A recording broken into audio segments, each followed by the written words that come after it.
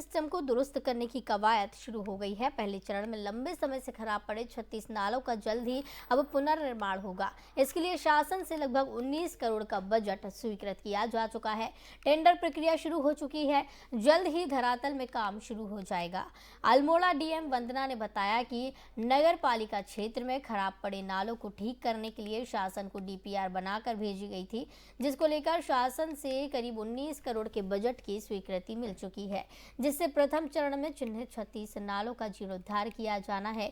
Budget की स्वीकृति होने के बाद अब जल्द ही इनके निर्माण का कार्य शुरू कर दिया जाएगा। इसके अलावा दूसरे फेज में ग्रामीण क्षेत्र, खासकर आपदाग्रस्त क्षेत्रों के नालों को ठीक करने के लिए डीपीआर बनाकर इसी महीने के आखिरी तक भेज दी जाएगी।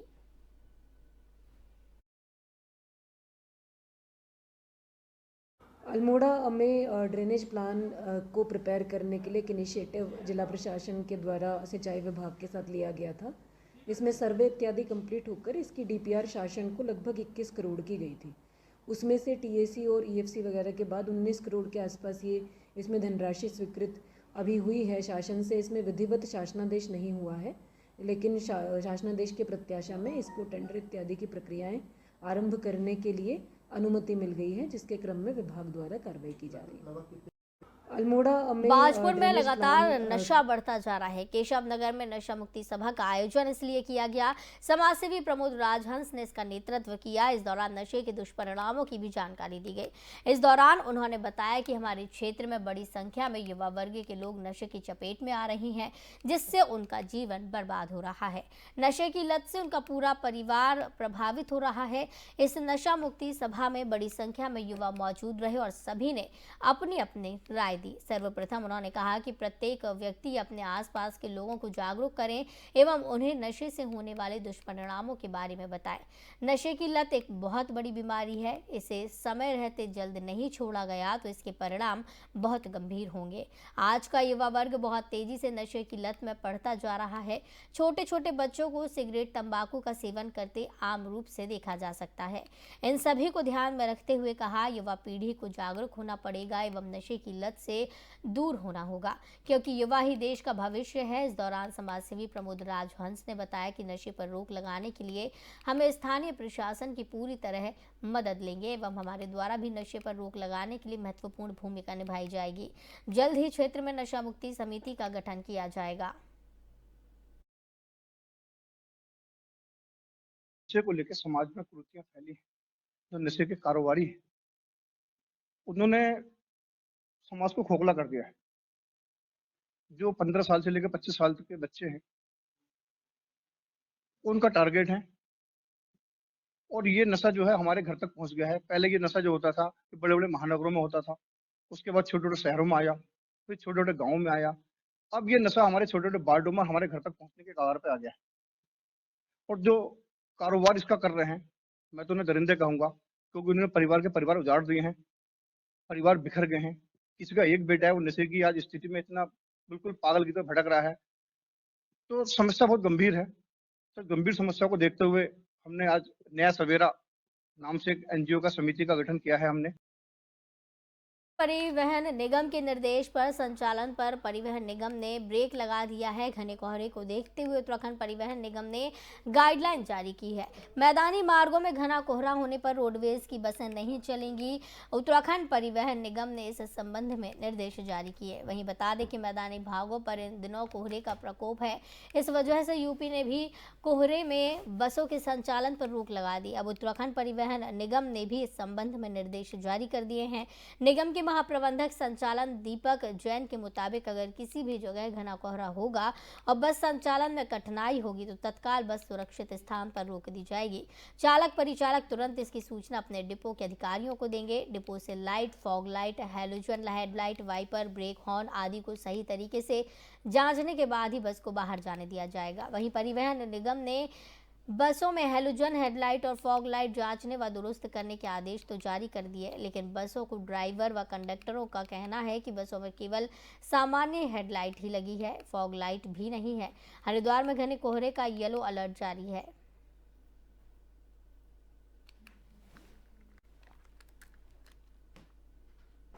तो इस खबर की ज़्यादा जानकारी के लिए हमारे संवाददाता अजय हमारे साथ जुड़े हुए हैं।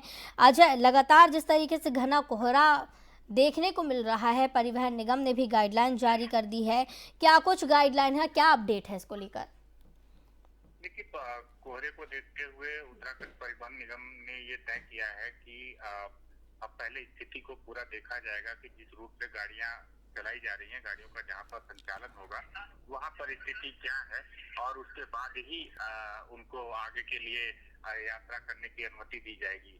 कुल मिलाकर के खास तौर पर अक्सर यही देखा जाता रहा है कि कोहरे के कारण एक्सीडेंट वगैरह की घटनाएं होती रही हैं और तमाम दिक्कतें भी होती हैं ड्राइवरों को, कंडक्टर को। ऐसे में ये कोशिश की जा रही है कि उनको चालक और परिचालकों को दिशा निर्देश दिया गया है कि वो पहले मौसम को देखें, क्या स्थिति है, जिस रूट पर गाड़ियों का संचालन होगा वहां पर क्या स्थिति है, और उसके बाद ही उनको अनुमति दी जाएगी। अगर उस रूट पर संचालन करने की स्थिति नहीं है गाड़ियों के, तो ऐसे में वहां पर उनको रोक दिया जाएगा। खासतौर पर जो मैदानी क्षेत्र हैं, चाहे हम देहरादून से दिल्ली रूट की बात करें, यहाँ पर कोहरे की स्थिति काफी दिक्कत भरी देखने को मिलती है, या बाकी अन्य प्रदेशों के लिए जो उत्तराखंड से बसों का संचालन होता है वहां पर इस तरह की स्थिति देखने को मिलती है। और इसके साथ साथ जो पहाड़ी क्षेत्र हैं वहां पर चूंकि आए दिन तमाम तरह की जो परेशानियां होती हैं, वहां एक्सीडेंट की घटनाएं होती हैं, तो उसको देखते हुए ये कोशिश की जा रही है कि जो समुचित व्यवस्थाएं करा ली जाए, उसके बाद ही संचालन के लिए अनुमति दी जाएगी परिवहन निगम की बसों को।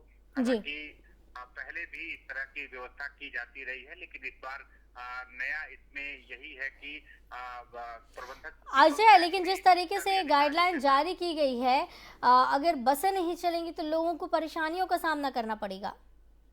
या बिल्कुल, पहले भी इस तरह की व्यवस्थाएं की जाती रही हैं, लेकिन इस बार यही कहा गया है कि चूंकि पहले तमाम दिक्कतें होती हैं, चूंकि लोगों का जो आवागमन का समय है वो हमेशा जारी रहता है, क्योंकि आना जाना है लोगों को, अपने एक स्थान से दूसरे स्थान तक लोग जाते हैं।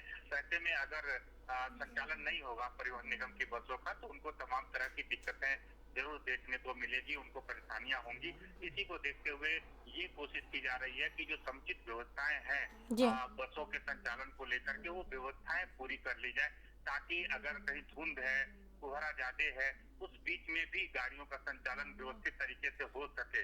लेकिन इसके बावजूद अगर व्यवस्था नहीं हो पा रही है और कोहरा ज्यादा है, लाइट नहीं दिख रही है, आगे गाड़ियां नहीं दिख रही हैं, रूट क्या क्या है वो नहीं दिख रहा है, तो ऐसे में उन गाड़ियों के संचालन को रोक दिया जाएगा, उनको आगे यात्रा करने की अनुमति नहीं दी जाएगी। और जाहिर है कि जब गाड़ियों की संख्या सीमित होगी, गाड़ियों की संख्या कम होगी उस रूट पर, उतनी गाड़ियां संचालित नहीं हो पाएंगी, तो लोगों को तमाम तरह की दिक्कतें होंगी। लेकिन ये बहुत कम समय के लिए होता है, और फिर एक बार फिर से जब मौसम साफ रहेगा तो व्यवस्थित तरीके से रोडवेज की बसों का संचालन किया जाएगा। जी, चलिए, बहुत बहुत धन्यवाद अजय हमारे साथ जुड़ने के लिए और इसकी ज़्यादा जानकारी के लिए। तो बता दें कि परिवहन विभाग ने एक गाइडलाइन जारी कर दी है और एक बड़ा फैसला लिया है, जिसकी वजह से किसी भी प्रकार की परेशानी ना हो और किसी भी प्रकार के सड़क हादसे देखने को ना मिले, सड़क हादसों में कमी आए, इसको लेकर प्रशासन सतर्क नजर आ रहा है।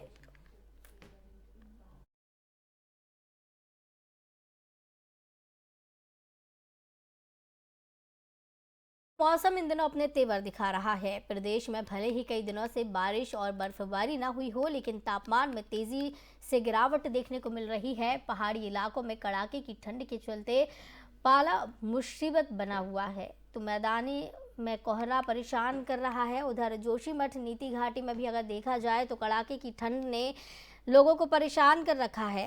घाटी में बहने वाले झरने, नाले और पानी पूरी तरह से जम चुकी हैं। सड़क के किनारे नाली पर बहने वाले पानी के साथ ही सड़कों पर पानी पूरी तरह से जम गया है। पहाड़ों में इस वर्ष बर्फबारी कम हुई है, तो वहीं ठंड का सितम जारी है।